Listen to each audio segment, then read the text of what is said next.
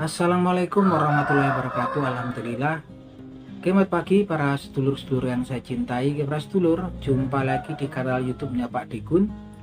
Para sedulur, jadi beberapa waktu yang lalu kita semua bisa melihat ketika ada rapat dengar pendapat antara Komisi 10 DPR RI dengan Kemenpora dan PSSI ya, yang mana ini dalam rangka program naturalisasi atau pengambilan untuk menjadikan Kevin Dijk dan dua pemain dari diaspora dari Belanda untuk menjadi kemudian WNI dan menjadi pemain timnas sepak bola Indonesia. Nah, dalam rapat tersebut ada seorang anggota Komisi 10 ya, ini anggota DPR RI, seorang wanita berinisial AY dari salah satu partai besar di Indonesia ya teman-teman, dari Dapil NTT, yang kemudian mengkritik keras ya tentang program yang naturalisasi yang dilakukan oleh PSSI dan Kemenpora ini, itu kan. Dia mengkritik keras dan dia sangat khawatir, gelisah dengan terlalu banyaknya pemain-pemain diaspora, pemain-pemain yang dinaturalisasi, dan dia mengatakan bahwasannya sepertinya Kevin Dijk ini yang terakhir gitu kan.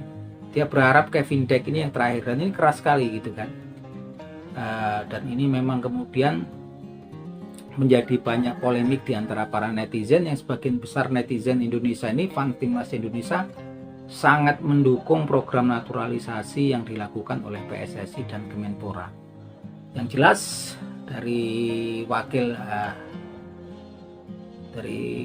anggota DPR yang berinisial AY ini mengkritik keras gitu kan, apa yang program yang dilakukan oleh PSSI, sampai mengatakan apa nggak ada gitu kan, kalau di tempat kita itu atlet yang berbakat gitu kan. Bahkan dia mengatakan di tempatnya sana, tempat tinggalnya, banyak segudangnya pemain-pemain yang berbakat. Nah teman-teman, kita patut kemudian juga nggak perlu bereaksi terlalu sensitif atau keras terhadap pernyataan anggota dewan dari salah yang berinisial AY ini, karena memang menurut saya juga mungkin beliau juga kurang mengerti tentang program yang dijalankan Bapak Erick Thohir ini.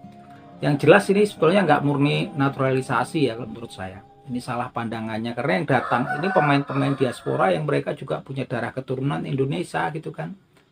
Mereka berhak untuk membela tanah kelahiran, tanah nenek moyang mereka. Kalau yang naturalisasi ini yang di era-era sekitar 5-10 tahun yang lalu ya teman-teman. Jadi kalau naturalisasi ini kan memang umpamanya pemain dari Brazil, taruh katalah mungkin kayak Jackson Tiago, yang memang nggak ada darah keturunan dari Indonesia. Kemudian dia harus tinggal di Indonesia, harus bermain di Indonesia selama 5 tahun, baru kemudian setelah 5 tahun baru kemudian mereka bisa mengajukan permohonan untuk menjadi warga negara Indonesia atau WNI. Lalu kemudian bisa ditarik menjadi pemain timnas gitu kan. Kalau yang masuk sekarang ini kan memang mereka punya darah keturunan Indonesia, bahkan memiliki nenek moyang dari Indonesia. Kita bisa lihat wajah-wajah mereka itu nggak pure bule kok. Kalau kita lihat Ratna Roratmangun tuh Indonesia banget gitu kan, baik kayak JIZ, kemudian Nathan Joaon itu kan wajah-wajahnya juga, rambutnya juga nggak ada yang pirang, banyak rambut hitam semua. Ini memang mereka betul-betul keturunan Indonesia, itu satu. Terus yang kedua, kalau kita mau buka seperti yang pernah diungkapkan oleh salah satu pemain senior di Indonesia, yaitu Rocky Putirai ya, saya setuju banget itu apa katanya Rocky Putirai. Kalau kita lihat di saat ini memang apapun suka nggak suka, prestasinya tertinggi saat ini. Dan kalau kita mau memperdebatkan, katanya mau dibuka dari yang tahun mana prestasi negara timnas sepak bola Indonesia. Puncaknya ya saat ini teman-teman, melalui gebrakannya Bapak Erick Thohir. Bapak Erick Thohir sendiri kan memang juga pengen kemudian memajukan, mempopulerkan dengan terobosan-terobosan, dan dia mulai programnya kan jelas kan, program naturalisasi ini, kemudian pengambilan pemain diaspora ini jangka pendek, tetap pembinaan dari bawah juga dilakukan gitu kan, jangka pendek untuk memuaskan publik Indonesia. Efeknya besar loh teman-teman, ketika timnas kita ini sekarang mulai naik peringkatnya. Saya lihat punya beberapa teman yang anak-anaknya kemudian dimasukkan, berharap banyak masuk akademi sepak bola yang ada di Indonesia. Antusiasme masyarakat itu tinggi sekarang, animo masyarakat itu tinggi banget. Dan ini nggak lepas dari program yang dijalankan oleh Bapak Erick Thohir. Dan kalau kita mau jujur, saya itu dari kecil ya, saya hobi main bola dari kecil, dari usia sekitar 6-7 tahunan itu udah main bola terus itu kan di kampung halaman saya. Terus saya nonton timnas terus gitu kan, jadi ngerti banget lah timnas sampai usia saya setua ini ngerti.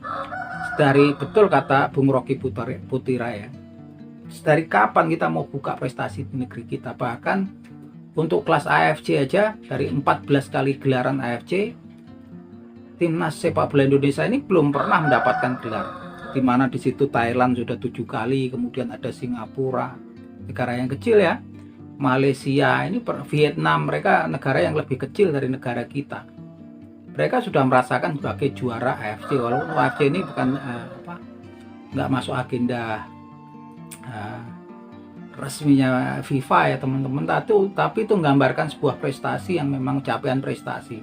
Sekelas AFC aja dulu kita itu kalau ketemu Malaysia, Thailand, Vietnam itu udah susah. Sekarang mereka pastinya segan ketemu Indonesia, apapun alasannya. Pemain-pemain yang sekarang memperkuat Indonesia itu mereka berhak mereka. Bayangkan kalau teman-teman kemudian punya anak keturunan, mungkin istrinya teman-teman orang asing, orang Belanda kah, atau orang Itali, kemudian mau memperkuat sini, atau cucunya teman-teman, apakah salah gitu kan?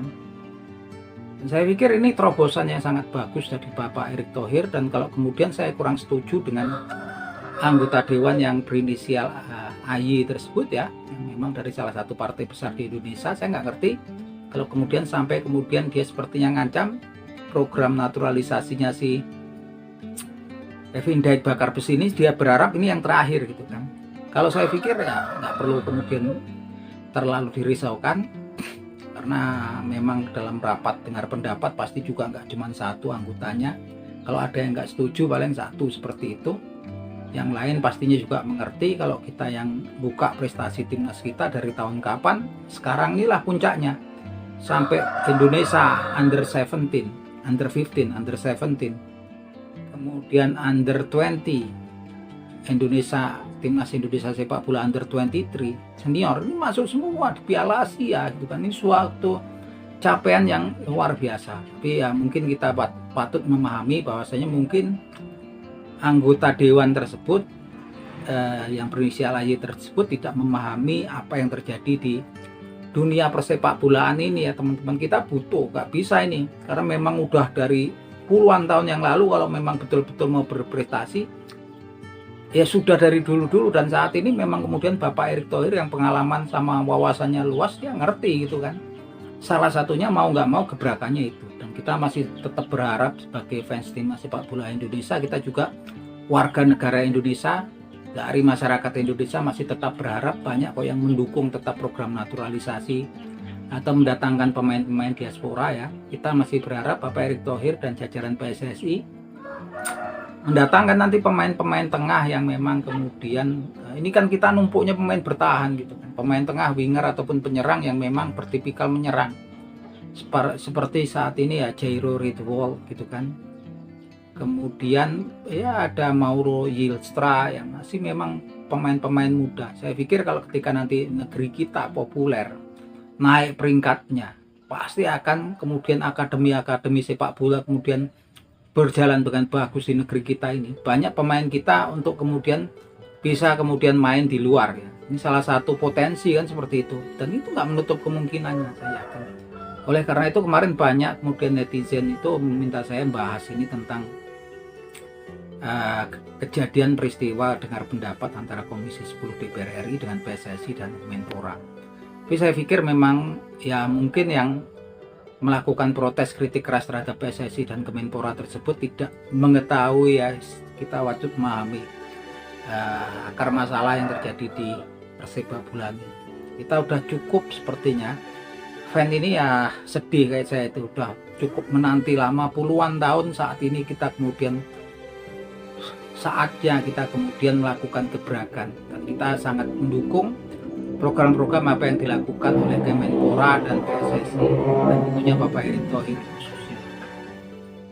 Saya berharap kedepannya paling tidak di bulan November ini kita tetap berharap timnas kita bisa paling nggak draw atau draw melawan Jepang dan win melawan Arab Saudi, dan tetap menjaga asa timnas Indonesia untuk kemudian lolos ke putaran final Piala Dunia 2026. Itu saya rasa harapan seluruh pecandu sepak bola, fan timnas sepak bola Indonesia, seluruh Indonesia, bahkan yang ada di luar negeri ya teman-teman. Pasti itu harapan kita semua, dan kita memberikan keyakinan kita bisa ya teman-teman. Nah, itu aja teman-teman obrolan kita di pagi hari ini. Salam sepak bola.